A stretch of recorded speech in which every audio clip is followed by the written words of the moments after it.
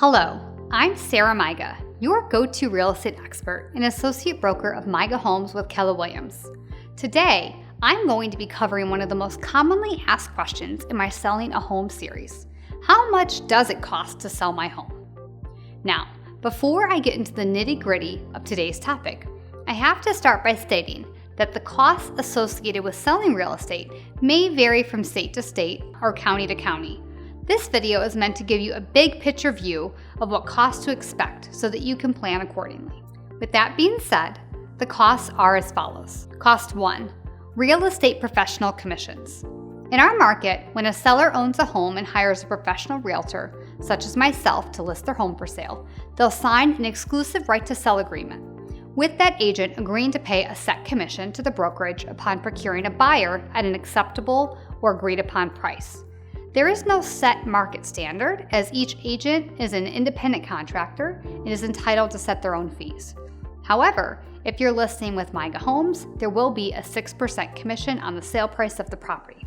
Half of this will go to my brokerage, who has been hired to be your seller representative, and the other half will go to the other agent who brings your buyer, also known as a buyer's agent. So if you list and sell your house for, say, $300,000, your expected professional fees would be $18,000, $9,000 to the listing broker and $9,000 to the selling broker. Cost 2, an owner's title insurance policy. Upon the sale of a home in the state of Michigan, the seller is responsible for purchasing an owner's title insurance policy, which provides protection to the homeowner in the event that there are any encumbrances or liens found on the property post-closing. This would cover the buyer in the event that someone sues and says that they have a claim against the home from before the homeowner purchased the property. The cost of the policy will depend on the sale price of the home. Again, taking a house of about $300,000, it will cost roughly $1,300 for an owner's policy. Cost 3, county and state transfer taxes.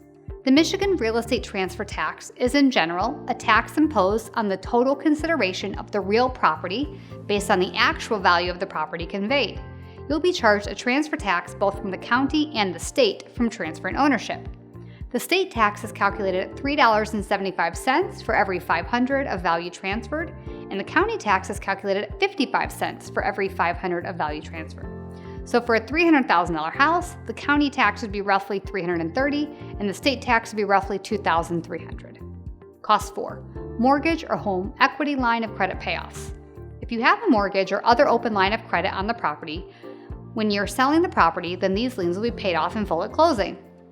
A final mortgage payoff will be ordered to the date of closing, and you'll be prorated back any unused portion of prepayments except your escrow payment. If you have any remaining money in escrow with your lender, the notice of funds will be sent back to you via mail within 6 weeks post-closing from your lender directly. Cost 5, title company and brokerage closing fees. Both title and your real estate brokerage will likely charge a transaction fee at closing between $300 to $500 each. These are one-time fees only paid upon the closing of a house.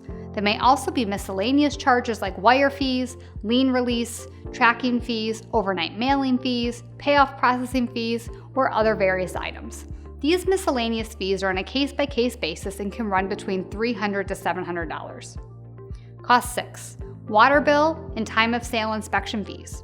If your home is hooked up to municipal water, then the title company will hold back $300 to $500 at closing to pay for your final water reading.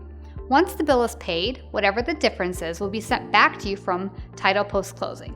If you own a property that has a well and septic tank, depending on which county you live in, you may be required to complete a time of sale inspection with the county. This is when the county sends an inspector out to the property to confirm that your well and septic meet the minimum property standards as set forth by the county and sign off on a property transfer.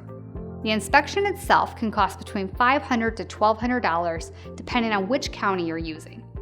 If the well and septic do not pass the time of sale inspection, then the county may require you to make repairs or replacements before allowing you to sell the property. Costs for these items will vary greatly depending on what items are required per the county's notice. Cost 7, city inspection fees and repairs. Each city has its own rules in regard to a mandatory city inspection upon sale of real estate. If the city does require an inspection to be completed prior to sale, you'll have to pay for the inspection any repairs that get flagged, and a reinspection fee. The inspection fees themselves can range from $300 to $500 depending on the city. And if repairs are needed, the cost for these items would also vary. If I know your home requires a city inspection up front, depending on how hot your market is, we may be able to negotiate that the buyer is responsible for some of the repairs or put a cap on your out-of-pocket obligation up front so you're not blindsided when you get this completed. Cost 8. Home warranties, pest or termite inspection, or repairs requested by the buyer. These are all optional and will be dependent on which buyer we procure. When writing an offer, a buyer can request you purchase them a home warranty, which will give them an insurance policy that if any of the major hardware dies or has issues in the first year living in the home, they only have a minor deductible and less out-of-pocket cost. This policy can range from $425 up to $750 depending on the type of home and options selected. This fee would be negotiated upon receiving an offer from a buyer. Secondly, if the buyer is using a VA loan, or also known as a veteran's loan, then the seller is required to pay for a pest and termite inspection. This can cost $150 to $200. And lastly, when your buyer conducts their private home inspection, they may find items they want addressed for them to move forward with the purchase. Not all buyers make requests, and every request is different, so the amount that may be needed for repairs or concessions will vary on a case-by-case basis. Cost 9. Occupancy and damage deposit. And finally, this is another optional fee that only applies to you if during the negotiation of the purchase, the buyer offers to let you remain in the property post-closing for up to 60 days. If you choose to use this time, you could pay a daily fee, which is generally 1/30 principal, interest, taxes, and insurance over a 31-day month.